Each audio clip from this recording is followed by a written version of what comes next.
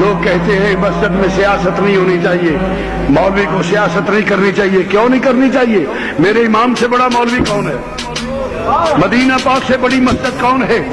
امام الانبیاء نے سیاست کی تو مسجد میں، صدیق اکبر نے سیاست کی تو مسجد میں. ارے جب تک مسجد سیاست میں رہی، صدیق آیا مسجد میں سیاست رہی، تو عمر آیا مسجد میں سیاست رہی، تو عثمان آیا مسجد میں سیاست رہی، تو علی آیا، یزید اسی وقت آیا جب مسجد سے سیاست نکلی.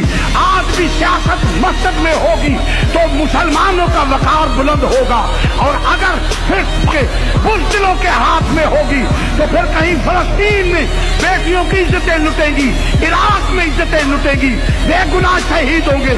افغانستان میں آج یہ حکمران مسجد والے ہوتے تو اتنے بے غیرت نہ بنتے.